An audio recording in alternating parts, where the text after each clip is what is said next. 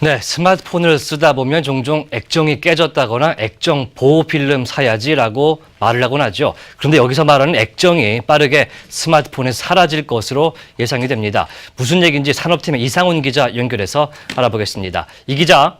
네, LG전자에 나와 있습니다. 네, 이 액정이라는 말 저도 종종 쓰곤 하는데 액정이 사라진다, 이게 무슨 말입니까? 화면이 없어진다, 이건 아니겠죠?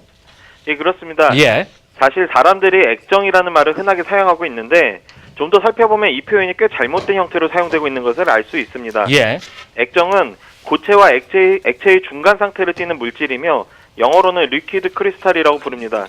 이것이 사용된 디스플레이, 즉 리퀴드 크리스탈 디스플레이가 우리가 아는 LCD인 것입니다.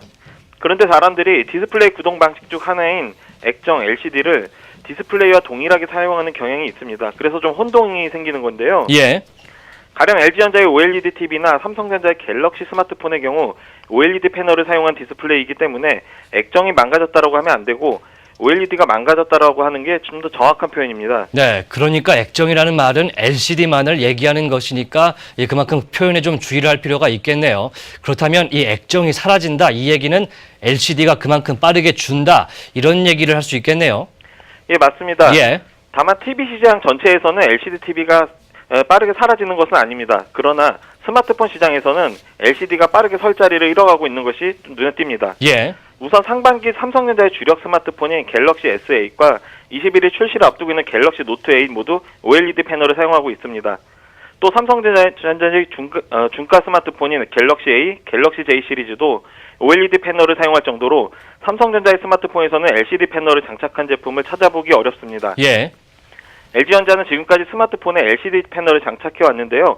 앞서 선보였던 G 플렉스라는 모델이 두 모델이 있었고, 그리고 21일 출시를 앞두고 있는 V30가 OLED 패널을 장착하는 스마트폰입니다.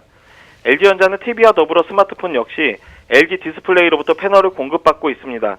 이 LG 디스플레이가 LG전자 주력 스마트폰과 더불어 애플에도 OLED 패널을 공급을 협상하고 있어서 향후 OLED 공급량이 꾸준히 늘어날 것으로 예상됩니다. 네, 이 애플의 아이폰도 일부 고급 모델 안에서 OLED 패널이 쓰이는 것으로 알려졌는데, 그런데 그 패널들 삼성 디스플레이로부터 이 공급을 받는 것이 아닙니까?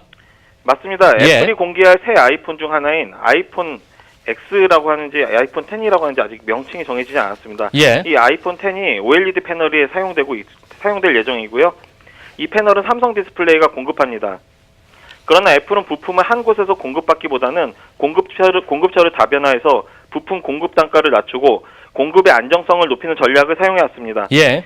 실제 애플의 LG 디스플레이와 OLED 패널 공급 가격 그리고 세부 사항에 대해서 협의 중인 것으로 알려졌습니다.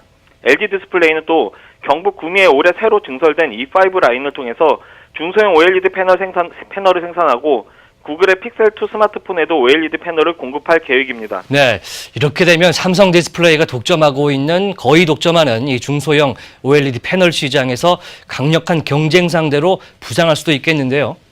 예, 그렇습니다. 예. 애플 분석가로 유명한 대만 KGI 증권의 밍치구어 애널리스트는 애플이 삼성 디스플레이에 제공하던 OLED 패널의 공급 가격이 장당 120에서 130달러에 달한다고 분석했습니다. 예. 이는 45에서 55달러에 그쳤던 아이폰 7 플러스에 사용된 LCD 가격보다 2배 이상 높은 가격입니다.